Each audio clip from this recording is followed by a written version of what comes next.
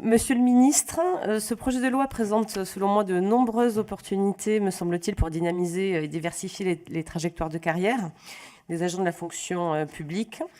Je souhaiterais vous interroger sur les ponts existants entre votre vision et celle que nous avons portée il y a 6 mois en votant la loi pour choisir son avenir professionnel, dont j'étais rapporteure sur le volet formation professionnelle et apprentissage.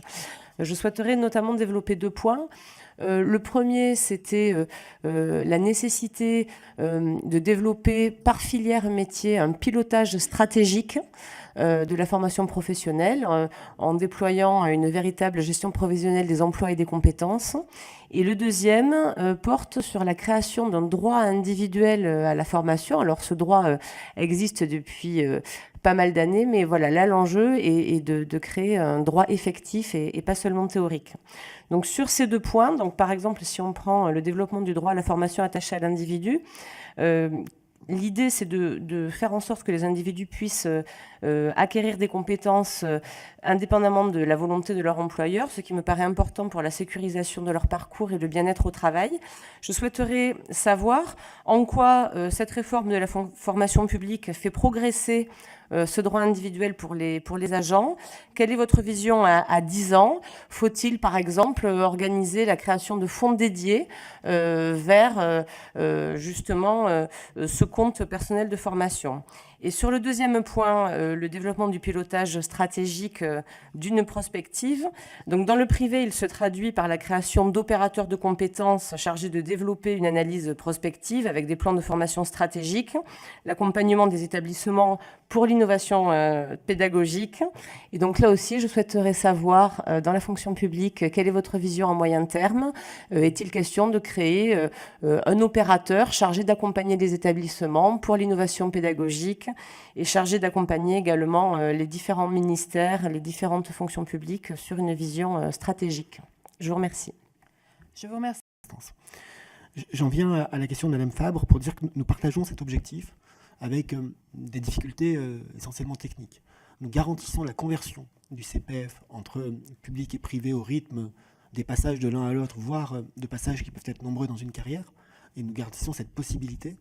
Par contre, le financement de la formation dans le secteur privé est extrêmement différent du financement de la formation dans le secteur public. Et les modalités d'accès le sont aussi.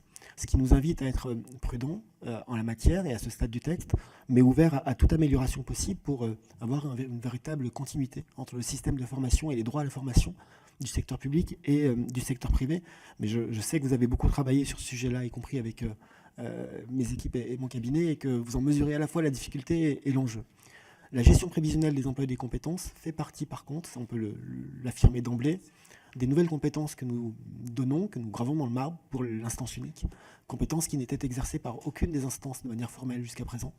Et donc, désormais, l'instance unique, après la promulgation du texte, devra nécessairement travailler sur la gestion prévisionnelle des emplois et des compétences, et donc sur les perspectives de reconversion, de reclassement, de seconde carrière ou de troisième carrière pour des agents qui peuvent être usés, parce que ça arrive évidemment, ou dont le poste peut être mis en cause par des évolutions technologiques. Et j'ajoute à cela, mais je l'ai déjà évoqué, que je suis très heureux de 2 choses. Une chose qui n'enlève pas de la loi, c'est le fait que nous ayons ce schéma de formation continue des agents de l'État, crédité d'1,5 milliard d'euros sur le quinquennat, et qui permet aussi d'apporter des solutions de reclassement, d'accompagnement des mobilités fonctionnelles et géographiques et professionnelles.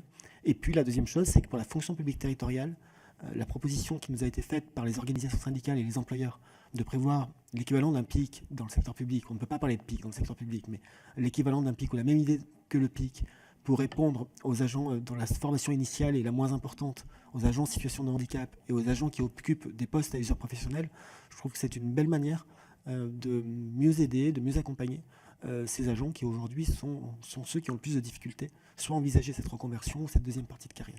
Et il faudra le mettre en lien aussi avec d'autres dispositions réglementaires sur l'accompagnement et la prévention des situations d'inaptitude, sur l'accès aussi à la formation et le maintien dans l'emploi.